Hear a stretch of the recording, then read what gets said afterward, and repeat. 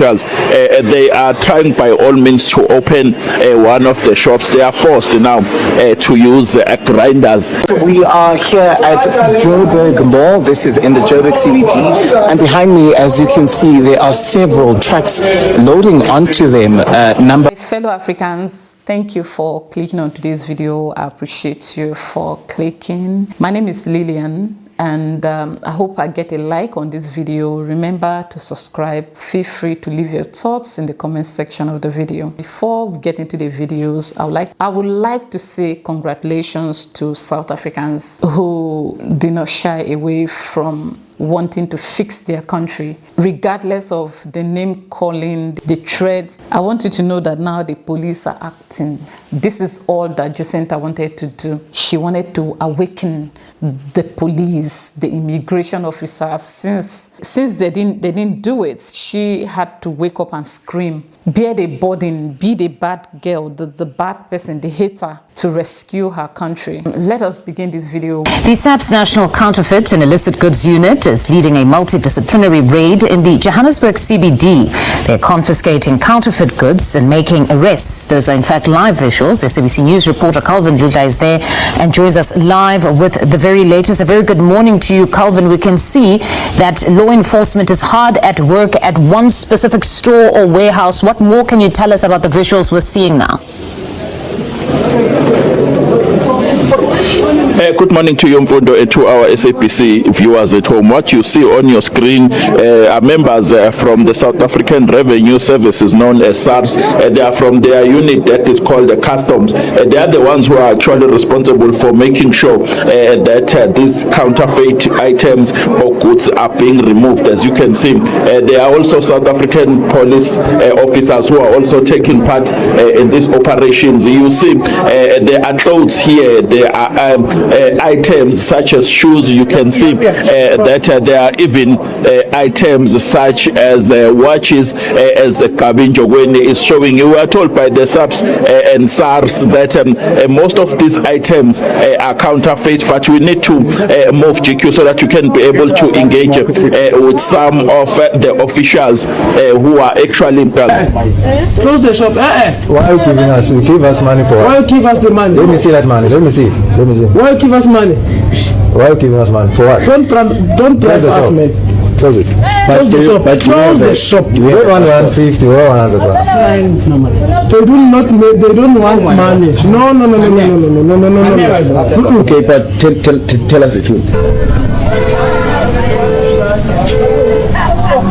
No, we go to the police station. Be able to open this particular roller door so that you can be able to see what exactly is inside here in this shop. It's empty. There's no one here. That tells you that some of the even workers are out, and it tells you that even the owners of these shops are not even inside. There's no one here, as you saw that the roller door was locked.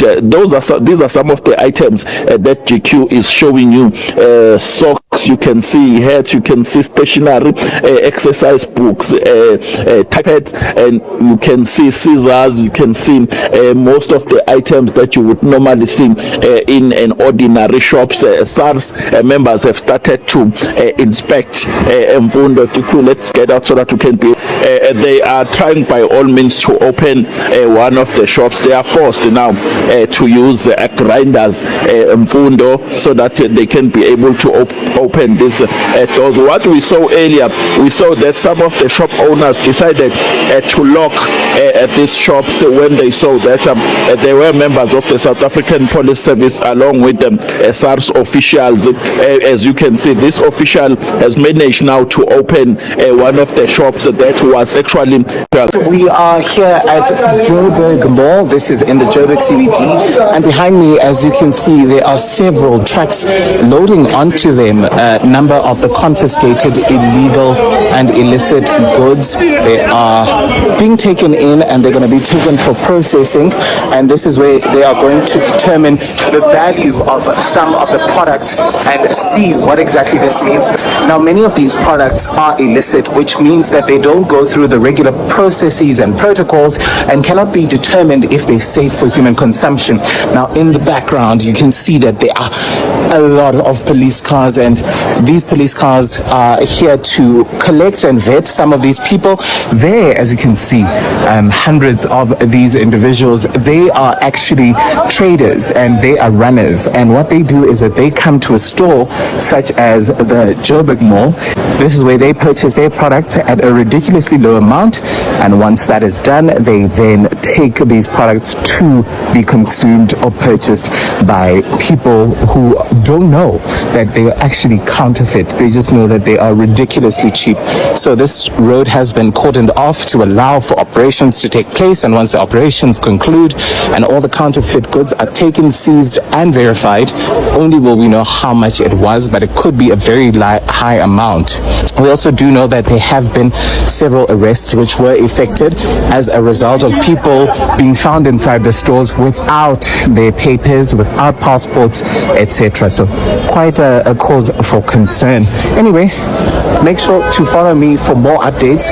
I'll continue to give you rolling coverage. Yes, Cyril Ramaphosa, the president of South Africa, has brought the house down. He made sure his statement is heard. His people are represented, and he spoke in their face and told African states or African presidents to go and build their countries for their people, because they are representatives of those people and they are democratically elected to give services to their people, create jobs. And he said you can't give one country responsibility to build your country. And man, this was the best I've ever heard of Ramaphosa since I've known him from 2009. My goodness, this guy has spoken, and this guy has told the nations of Africa, go back, settle, make sure your people are taken care of, make sure people have food, have roads, and create jobs in your countries.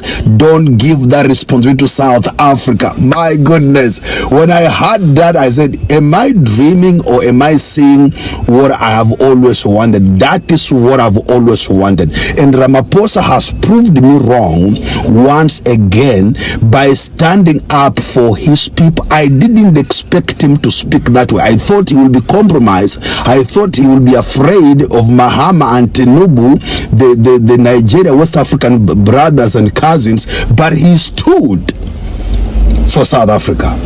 We applaud you, the president. Thank you so much for doing this, and God bless you. South Africa, please share this video, and thank you so much for supporting me. You are amazing. I'm praying for you. I believe that good things are coming out. I'm gonna give a video of what happened in that meeting. When I'm gonna share one of the videos, and I thank God that this happened in our lifetime. And we must have a special video for Jacinta, because that woman, she has done something that we may not see it helpful in our days, but in the generation to come, people will harvest or reap what she has planted in South Africa in terms of good governance and responsibility. I'm telling you, Jacinta, she's a hero of the year in South Africa. We're gonna make that video. She did what no one dared. She reminded us 1976. She reminded us the struggle of the young people of Soweto, Bloemfontein, and all over who stood up against the system. Jacinta has stood up against the system today, just like General Mukwanas, and this woman has done what no one dared to do, what everybody in houses have been afraid to say, to speak, to tell the world. People have been silently suffering, silently seeing their cousins, their sisters, their brothers go down, but this woman stood up, and this woman has changed the narrative and the way we see ourselves as a people in South Africa. We must make a video special for her, and for this thing I want to say thank you, Mr. President, for answering Tinubu and answering Mahama the way you should have done before. This has put this case to rest. South Africa is not going to carry the burden of failed states of Africa. South Africa is not going to build other nations, and her nation is suffering and degrading. South Africa is not going to harbor people who don't want to follow the law. That's what we'll say today. I don't know if this is why at the beginning I was one of the persons that said that President Ramaphosa was working with Jacinta and the rest. Yeah, even though I take my words back, because Jacinta have gone through a lot. When I hear people saying, oh, you must travel, no, it's not a must. Someone like me, if I have my way, I would have been living in my village. If the government of Nigeria could give me something as basic as electricity, I wouldn't have been outside my village. I would have been living in my village peacefully, where I get to eat food fresh from the farm, where I get to experience life the way I grew up. So it is important to understand that the issue of migration is, the way we are doing it is uncalled for. It's due to bad leaderships. The way we are doing it is not because we want to do it. It's due to our leaders are not doing enough. That is why. I'm happy that the police are working. The police are working. All thanks to Jacinta, because without her, this would not have been possible. Thank you all for watching this video. I'll see you in my next one. Bye-bye.